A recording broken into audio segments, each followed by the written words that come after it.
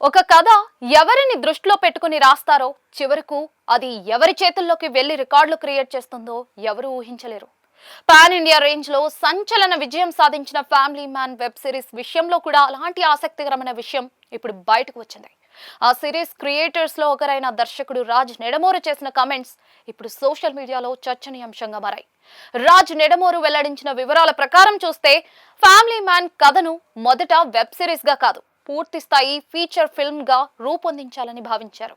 అంతేకాదు, ఆ కథలోని లీడ్ రోల్ ను మెగాస్టార్ చిరంజీవిని దృష్టిలో ఉంచుకుని డెవలప్ చేశారట. మిడిల్ క్లాస్ ఫ్యామిలీకి చెందిన వ్యక్తి ఒకవైపు కుటుంబ బాధ్యతలు చూసుకుంటూనే మరోవైపు సీక్రెట్ ఆపరేషన్ ను నిర్వహించే వ్యక్తిగా ఆ పాత్రను ఊహించుకున్నట్లుగా చెప్పారు. అదే సమయంలో చిరంజీవి ఖైదీ నంబర్ 150 మూవీతో రీ ఎంట్రీ ఇచ్చి భారీ విజయాన్ని అందుకున్నారు. అలాంటి స్టేజ్ లో ఇద్దరు పిల్లల తండ్రిగా కనిపించే రోల్ ను ప్రేక్షకులు ఎలా రిసీవ్ చేసుకుంటారన్న పెద్ద డౌట్ వచ్చినట్లుగా తెలుస్తోంది.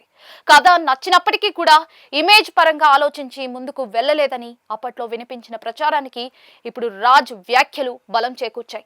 కథలో మార్పులు చేయడానికి కూడా దర్శకులు సిద్ధమయ్యారట. ఫ్యామిలీ బ్యాక్గ్రౌండ్ తగ్గించి కొన్ని పాత్రల క్యారెక్టరైజేషన్ ను మార్చాలని భావించినా కూడా చివరికి ఆ ప్రాజెక్ట్ సెట్స్ పైకి వెళ్లలేదు. దీంతో అదే ఆలోచనను మరింత ఎలాబరేట్ చేసి వెబ్ సిరీస్ రూపంలో తీసుకొచ్చారు. అలా ప్రేక్షకుల ముందుకు వచ్చిన ఫ్యామిలీ మ్యాన్ నేషనల్ వైడ్ గా మంచి రెస్పాన్స్ అందుకుంది. ఆ సిరీస్ విజయానికి ప్రధాన కారణంగా నిలిచిన అంశాల్లో ఒకటి శ్రీకాంత్ తివారీ రోల్. సాధారణ ఫ్యామిలీ పర్సన్ గా కనిపిస్తూనే కొన్ని పరిస్థితులను ఎదుర్కొనే ఆ పాత్రలో నటుడు మనోజ్ బాజ్పేయి అద్భుతంగా నటించారు. ఆ రోల్ ను ఆయన తప్ప మరెవరితోనూ ఊహించుకోలేని స్థాయిలో ప్రేక్షకుల మదిలో నిలిచిపోయింది. అయితే ఆ కథ చిరంజీవి వరకు వెళ్ళిందనే విషయం తెలిసిన తర్వాత అభిమానుల్లో మరో చర్చ కూడా మొదలైంది. చిరంజీవి ఆ సమయంలో ఆ కథకు ఓకే చెప్పి ఉంటే పరిస్థితి ఎలా ఉండేదన్న ప్రశ్న ఆసక్తి రేకెత్తిస్తుంది.